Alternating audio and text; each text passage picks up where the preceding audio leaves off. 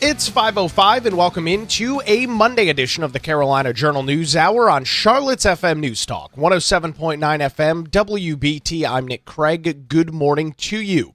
A pretty major international story with a North Carolina connection that we're tracking this morning as FBI agents captured one of the 10 most wanted fugitives on their list. That individual is Alex Rosales Castillo. He is from Mexico and captured him in Mexico on Friday, ending a nearly decades-long manhunt for the man that is accused of murdering a Charlotte woman back in 2016.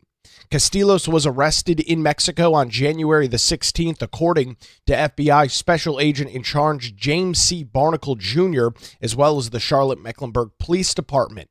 He is currently detained in Mexico City as he is awaiting current extradition proceedings to get him not only back to the United States, but to North Carolina, where there are some pretty significant charges that have been levied over his head.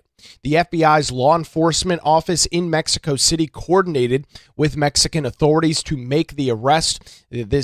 Alex was seen on surveillance video crossing the border into portions of Arizona on August 16th, 2016. He is charged with murdering 23-year-old Sandy Lai Lee in Charlotte back in 2016. The Charlotte woman's body was unfortunately found in mid-August of 2016 in a wooded area in Cabarrus County. A state arrest warrant was issued in Mecklenburg County on November the 2nd, 2016, charging him with first-degree murder.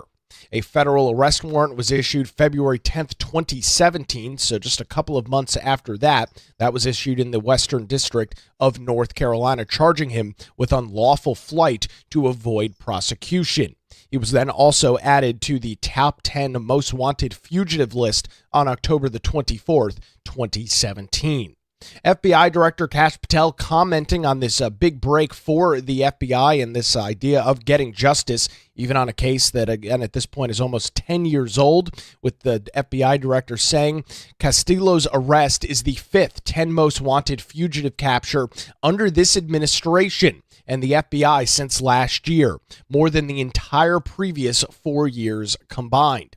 The FBI's 10 most wanted fugitive list was established all the way back in 1950.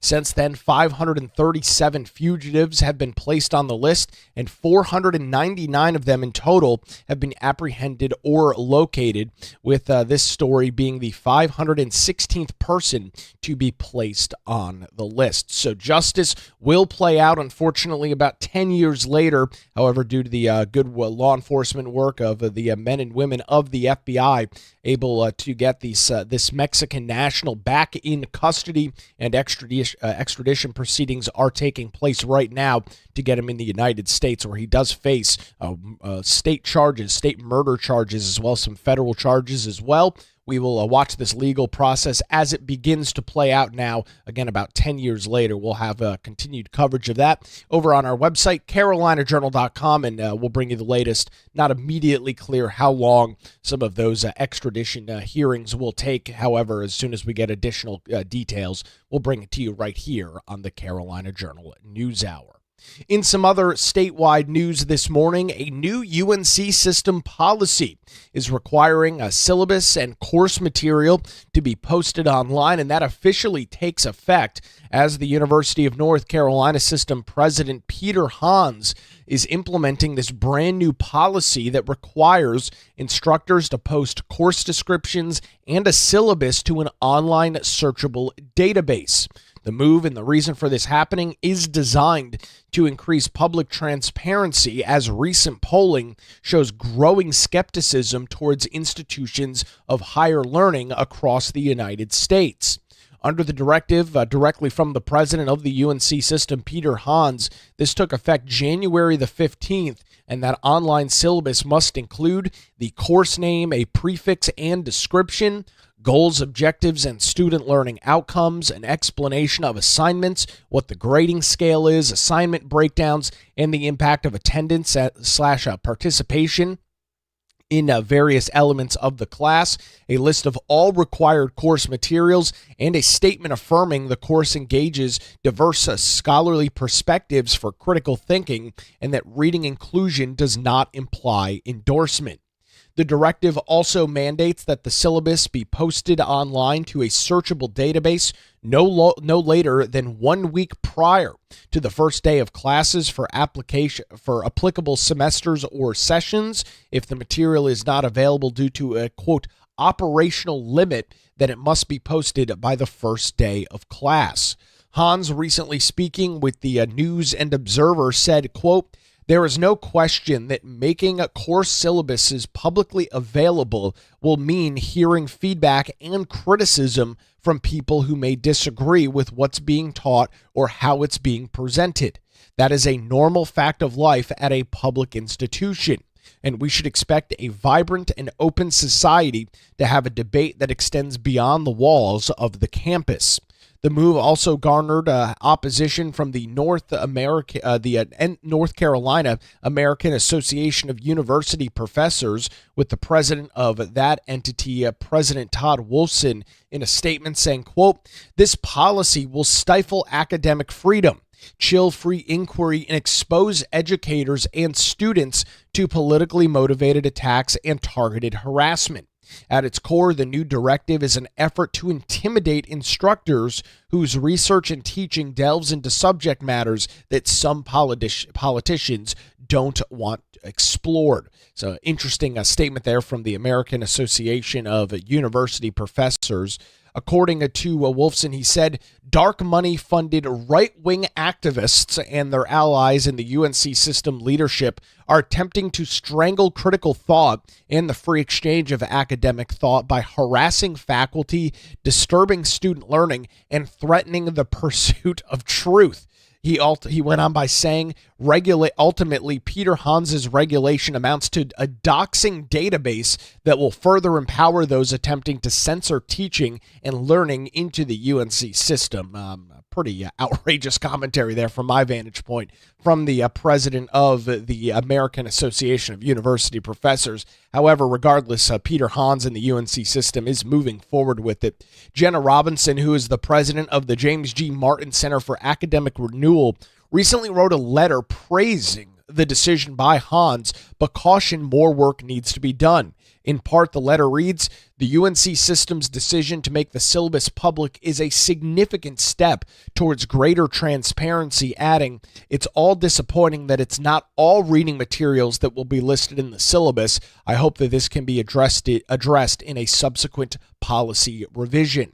One of the main reasons that all of this is going on is recent surveys, and not just from Pew Research, but from other groups, most recently, a Pew Research Center poll from October of last year that found that 7 in 10 Americans now say higher education is generally headed in the wrong direction. So 70% of people in this Pew Research poll have a variety of concerns and issues with higher education. That is an increase from 56% who said the same thing back just 6 years ago in 2020. So with that growing concern from parents, with the growing concern from students and other individuals that have a vested interest or stock in the higher education system, is forcing systems like the UNC system, which is responsible. We're not only talking about Chapel Hill, we're talking about the entire UNC system. So all North Carolina public schools that brand that UNC moniker, all of them are now following and will be following this policy and procedure moving forward.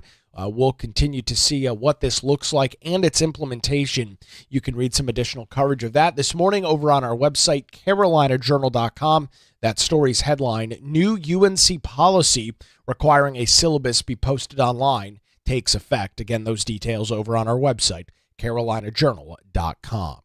It's now 5:14 on the Carolina Journal News Hour. Charlotte's FM News Talk, 107.9 FM, WBT. We'll head on over to the traffic center, get a look at the roadways on your Monday morning commute with Boomer Von Cannon. Hey, thank you, Nick. Good Monday morning. Up and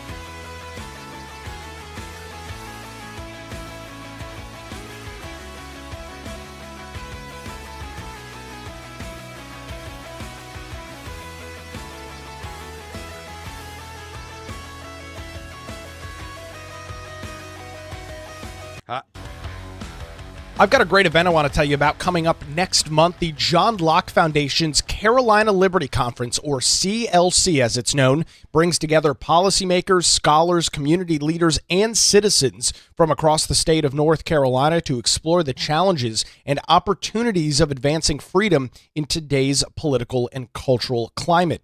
CLC 2026 takes place February the 27th and 28th at the Starview Hotel in Raleigh. This year we'll be celebrating, as alongside many other entities, the 250th anniversary of the American Revolution, with great guest speakers like Lord Daniel Hannan, Chief Justice Paul Newby, State Auditor Dave Bolick, and more to be announced. You can register for the 2026 Carolina Liberty Conference today by visiting johnlocke.org. That's JOHNLOCKE.org. Get your tickets now for the 2026 Carolina Liberty Conference, February 27th through 28th in Raleigh. johnlocke.org for details.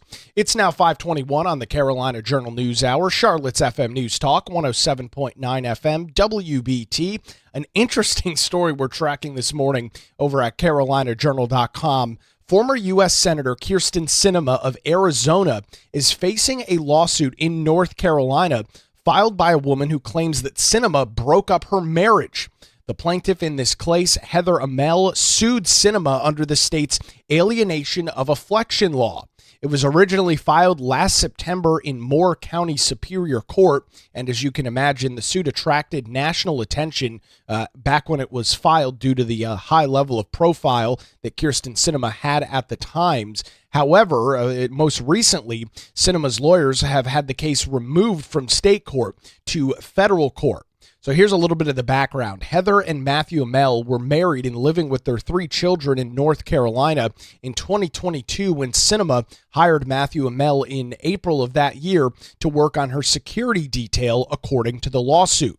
The 15-page complaint offers details of Sinema's alleged interactions with Matthew, reading directly from the suit.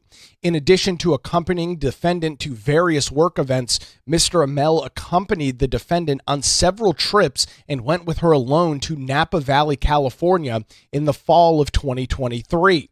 Upon returning home from Napa Valley, Mr. Amell appeared uncomfortable and informed the plaintiff, his wife, that if anyone had seen them together on the trip, it would have appeared that they were on a, quote, romantic getaway.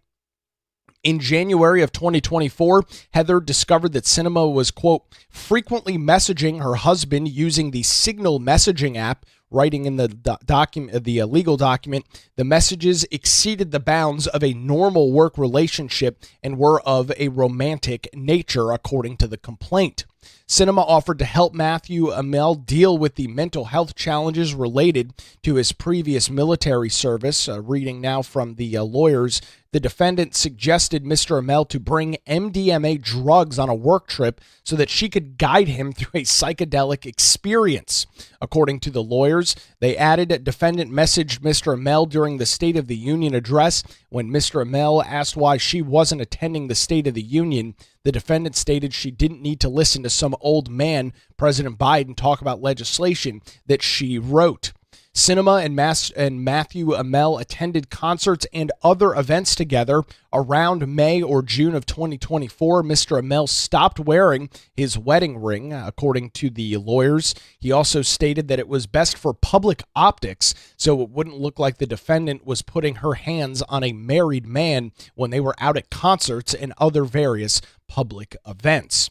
In June of 2024, Kyrsten Sinema named Matthew Amell a Defense and National Security Fellow on her U.S. Senate staff, as he also worked in Sinema's personal bodyguard, according to the complaint.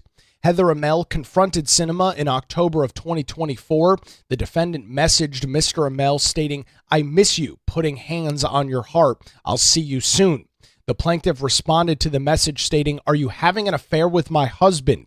You took a married man away from his family," according to the complaint.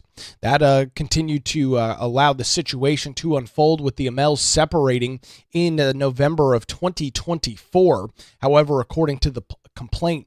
Beginning in or prior to 2023, defendant with actual knowledge of the marriage between the plaintiff and Mr. Amell began to willfully and intentionally seduce, entice, and alienate the affections of Mr. Amell and began to wrongfully and maliciously deprive the plaintiff of warmth, companionship, love, affection, as well as financial contributions, services, and the attention of Mr. Amell. The lawsuit alleges that Cinema, quote, remains engaged in a romantic and sexual relationship with Matthew Amell. The complaint includes details of interactions involving Cinema, Matthew Amell, and at least one of Amell's children as recently as September of 2025. The lawsuit seeks compensatory damages of at least $25,000 along with punitive damages for the defendant's willful conduct. North Carolina, and the reason this might sound like a little bit of an odd legal argument here, is North Carolina is one of only 6 states that has laws on the books and permits lawsuits for alienation of affection, according to findlaw.com. Those other states are Hawaii, Mississippi, New Mexico, South Dakota, and Utah. Elected as a Democrat to the United States Senate in 2018, Cinema dropped her party affiliation in 2022 and became an independent. That is what rose her to an even higher level of national prominence at the time. She continued, however, to caucus with the Democrats when she eventually left the Senate at the end of 2024 after just one term in office. This is not the first time that we have seen a lawsuit of this nature as it relates to high-powered political figures across the state of North Carolina. However, this is one that is very interesting in its nature due to the fact that Kyrsten Sinema is not a resident in North Carolina. She has no immediate or direct North Carolina ties in terms of her position as a former member of the United States Senate. You can read some additional coverage on this story over on our website this morning, carolinajournal.com. The headline story there: former Arizona senator faces NC suit over role in broken marriage. It's now 5:27 on the Carolina Journal News Hour, Charlotte's FM News Talk, 107.9 FM. WBT. We will head back to the traffic center on this Monday morning, get a look at the roadways with Boomer Von Cannon. Hey, thank you, Nick. And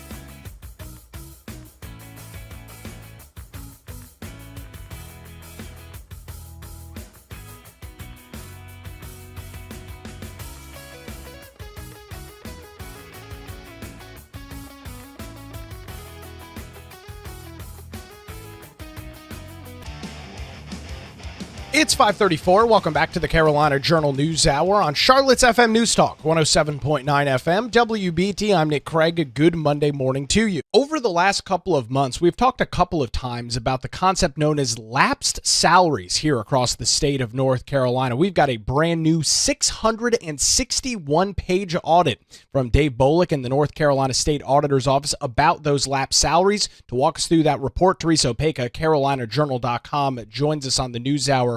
Teresa, before we get into the details on this report, I was hoping you could explain to me and our audience this morning, what is a lapsed salary and why should we care about it? Sure. Thanks so much for having me this morning, Nick. A lapsed salary is defined, this is according to the press release put out by State Auditor Dave Bolick, and the definition by state, by the Office of State Budget and Management, as the amount not expended for salary during the entire period in which the position was vacant. In other words, it's just basically the salary or how much money was budgeted. And it's just, the position is empty at this point. The long-term vacant positions are funded by state appropriations, specific agency generated receipts, and federal funding and grants. So, Teresa, a state employee leaves their job and the position sits vacant for 14 months, whether there's no good candidates forward or the state doesn't do a good job at advertising the position. The agency, as I understand it, is still essentially collecting that money as if that person was working full-time and collecting a salary and benefits. Is that the case? That is correct. Yeah. So, they're still getting that money. That money is still coming in. They can maybe temporarily use some of that money to do something else with it. But they are still getting that funding. So that's been a large sum of money. And as I go through the details of this press report, am I reading this correctly? $1.04 billion in lapsed salaries here in North Carolina? You are correct. That's the big B, 1.04 billion. Yeah, wow. That's a lot of money. And some of these positions, they've been empty for a number of years when you take a look at that. And so what's the relevance in all this? Obviously, $1.04 billion is a large amount of money. These state agencies, whether we're talking about DHS or any other agency that is receiving appropriations from the General Assembly to have employees, when this money sits essentially vacant and dormant, Teresa, what's the relevance here to the taxpayer across North Carolina? Why should they care? Yeah, because it's, the big question comes down to about the transparency of state agency spending. So your taxpayer dollars are sitting there and they're wondering, okay, as we just mentioned, what are they doing with those dollars that are coming in? And that really should mean a lot to, the taxpayer that's out there, because it's your money, right? And it should be going toward what it should be going toward, instead of just sitting there, maybe they're using it for another purpose. So that is what State Auditor Bolick, why he and his staff took the time to put out this report and go through all that. And just having that many positions sitting dormant for that length of time, raises a lot of questions. And it maybe for the taxpayer as well, when obviously they didn't know about this until this report came out. I hate to use the term, but I feel like it might be accurate. It seems like it can turn into somewhat of a slush fund for various agencies across the state of North Carolina. That money cannot be used to pay for bonuses and raises for already existing employees within the agency. So it seems like, Teresa, there could be a lot of discretion with what that money is used for. And we're not just talking about finding a $20 bill on the floor. We're talking about hundreds of millions, billions of dollars here across the state. Right. And, going back a few months earlier, back in November, the state auditor did release a report on the Department of Health and Human Services, DHHS, with their vacancies. At the time, he reported over 3,000 vacancies, or $375 million in lapsed salary. Now, in this report, he corrected it. No, I'll take that back. That is in the new report. The figure is down from 386 million from the November report, so maybe slightly adjusted, but that's still a lot of money. But the health department said, wait a minute, he's taking things out of context. The proper, the reporting requirements weren't really given to us, or whatever the case may be. But he did raise that question back in November. And in this new report that came out last week, you do see the health department is at the top of the list, just having the most 6 months or more, the most empty positions with the most lapsed salaries. And, I remember we discussed that back in November, and there's been some other coverage of this since. The auditor earlier this month was in front of a committee at the North Carolina General Assembly talking about this as well. And Teresa, one of the things he noted is that, yes, sometimes it can take a while to hire a good person, the right candidate for the right position. But there's other cases that the auditors noted where these positions aren't even posted, meaning there's no conceivable way that you would hire somebody for that position, yet that state agency is still collecting that salary month in and month out. Correct. Yeah, like that's exactly what he said, and he also said long-term vacancies muddy the waters of government expenditures. And that's what he was saying. In some agencies, you have those tax dollars, meaning to go to a person serving a valuable state need, but that spot sits empty for a number of years. Money goes elsewhere. And, again, should mention this is all from the DAVE Act that was put into place by the General Assembly, kind of like the North Carolina version of DOGE from the federal government, that they had that put in. It was the Division of Accountability, Value, and Efficiency that was created in August. So what that does, it enables legislation requiring each state agency to report to the DAVE on how the agency spends taxpayer funds, and instructs the Bullock's department to put together a report at the end of the year to see, how state agencies are spending the money and what jobs can be cut, positions can be eliminated. So it's like you said, it muddies the waters, right? Because you don't have a clear picture as to what's going on or how the money is being spent.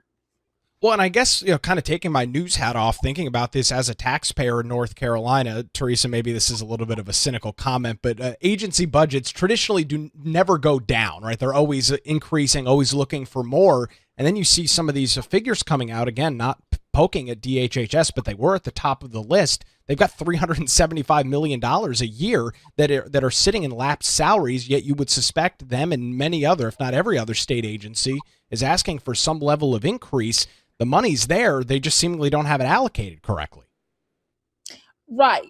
Yeah, definitely the request doesn't go down, just like taxes don't go down normally. Right. Maybe for the state income tax, that did go down. And I did see that in my paycheck. So kudos to the GA for that. But yeah, normally you see the agencies asking for more money.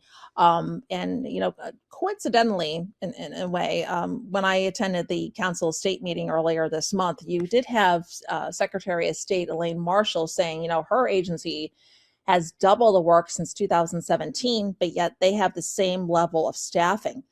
There's a staffing shortage. So I'm not sure what's going on there. I guess they can't attract the same people. They need maybe to raise salaries in some respects. So that was ongoing. But she did agree with the DAVE report. She said so at the meeting.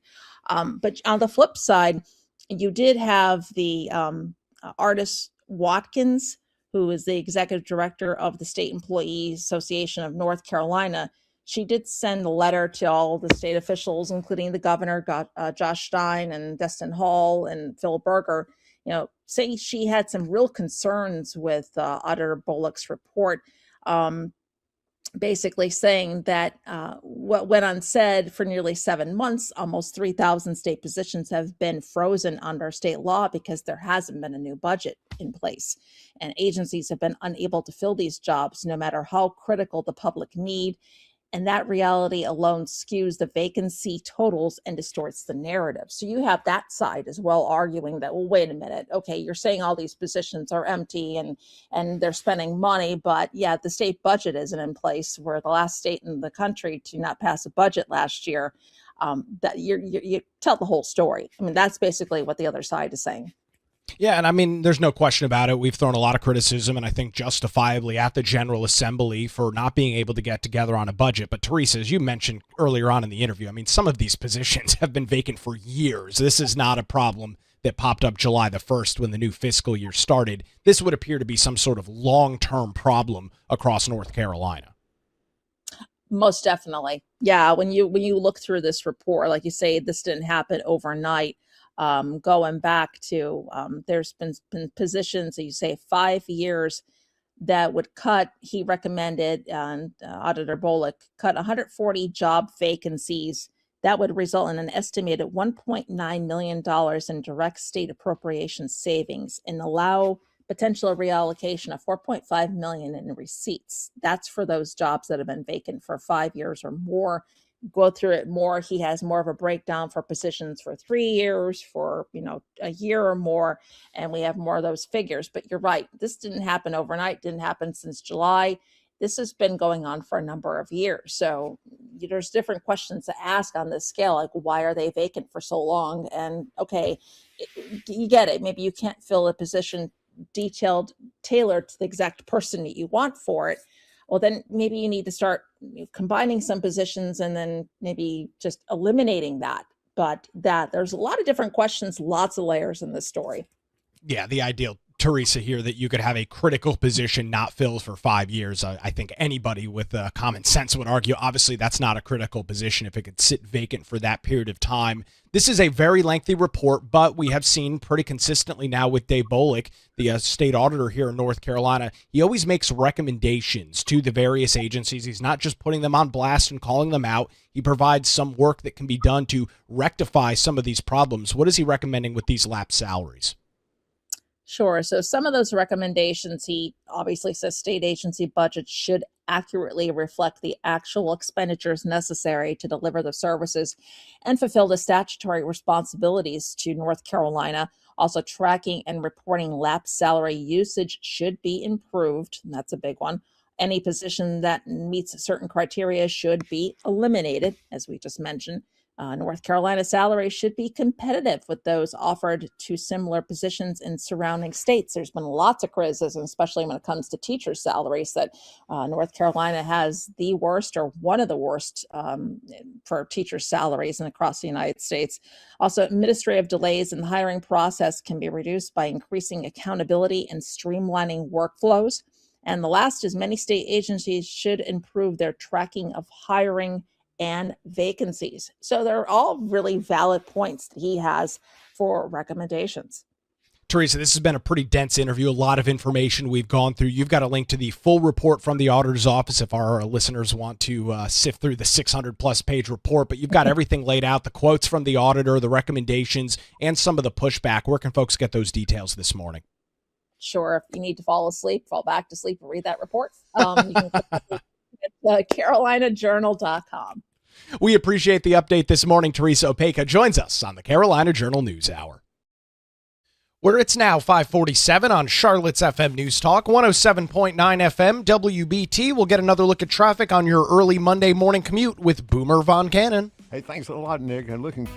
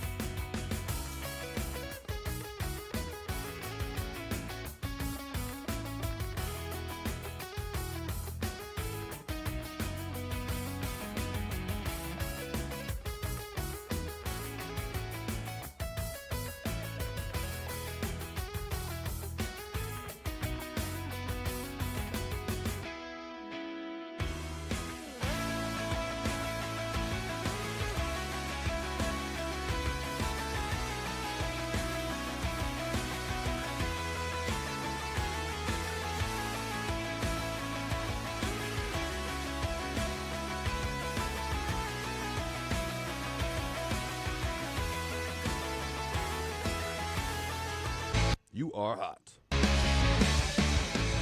Good morning again. It's 5:52. Welcome back to the Carolina Journal News Hour on Charlotte's FM News Talk, 107.9 FM, WBT. The University of North Carolina System President Peter Hans is implementing a brand new policy that requires instructors to post course descriptions and a syllabus to an online searchable database. This move is designed to increase public transparency, with recent polling showing high levels of growing skepticism towards institutions of higher education. We'll start there. A Pew Research Center poll from October of last year found that 7 in 10 Americans, 70%, now say that higher education is generally headed in the wrong direction. That's an increase from 56% who had the same thought in 2020. So we've seen that number creep up pretty significantly over the span of the last 5 or 6 years. Under the directive from the UNC president, which took effect officially on January the 15th, the online syllabus must include the course name, prefix, and description of the class, as well as goals, objectives, and student learning outcomes, explanations of assignments, what the grading scale is, an assignment breakdown, as well as the impact of attendance or participation during class. A list of all the required course materials and a statement affirming that the course engages in diverse scholarly perspectives for critical thinking and that reading inclusion does not imply an endorsement of whatever the literature may be.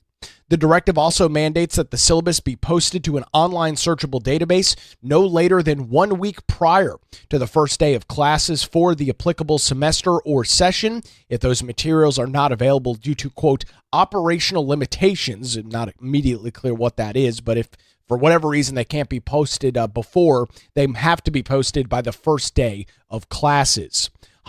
Peter Hans, the UNC president, recently told the News and Observer, "There is no question that making the course syllabus publicly available will mean hearing feedback and criticism from people who may disagree with what's being taught or how it's being presented. That's a normal fact of life at a public institution, and we should expect a vibrant and open society to have debates that extend beyond the walls of campus." This move has garnered opposition from the North Carolina American Association of University Professors, with the president of that entity, President Todd Wolfson, releasing a recent statement saying, quote, "This policy will stifle academic freedom, chill free inquiry, and expose educators and students to politically motivated attacks and targeted harassment. At its core, this new directive is an effort to intimidate instructors whose research and teaching delves into subject matter that some politicians don't want to see explored." He continued in the statement, going on by saying, "Dark money-funded right-wing activists and their allies in the UNC system are attempting to strangle critical thought through the free exchange of academic thought by harassing faculty, disturbing student learning, and threatening the pursuit of truth. Ultimately, Peter Hans's regulation amounts to a doxing database that will further empower those attempting to censor teaching and learning within the UNC system." Some very strong words there from President the North Carolina American Association of University Professors, President Todd Wolfson, in his commentary on this new requirement as part of the UNC system. Jenna Robinson, who is the president of the James G. Martin Center for Academic Renewal, recently wrote a letter praising the decision by Hans, but cautioned that more work needs to be done. In part, the letter reads, "The UNC system's decision to make the syllabus public is a significant step towards greater transparency. It's disappointing that not all reading material will be listed in this. However, I hope that this can be addressed in a subsequent policy revision." Again, what is the background on all of this growing skepticism and criticism of higher education, universities, and colleges? As we continue to follow some of the details and coverage there from Pew Research, most recent polling shows that 7 in 10 people feel that higher education is moving generally in the wrong direction. You can read some additional coverage of that this morning over on our website, carolinajournal.com. The story's headline, "New UNC policy requiring the syllabus to be posted online takes effect." Turning our attention now to the North Carolina General Assembly. There is nothing scheduled this week to take place. Originally, back a couple of weeks ago, we were under the impression, and it was originally scheduled, that Mecklenburg County Sheriff Gary McFadden, Charlotte Mayor Vi Lyles, and others would be appearing in front of the House Select Committee on Oversight and Reform. That was originally scheduled for this Thursday, January the 22nd. However, due to, I believe, scheduling conflicts, that has been pushed back an additional week. So that hearing, which again will include McFadden and other Charlotte area officials, will take place Thursday, January the 29th. We'll keep you up to date with the details. That's going to do it for a Monday edition of the Carolina Journal News Hour. WBT News is next, followed by Good Morning BT. We're back with you tomorrow morning, 5 to 6, right here on Charlotte's FM News Talk, 107.9 FM, WBT.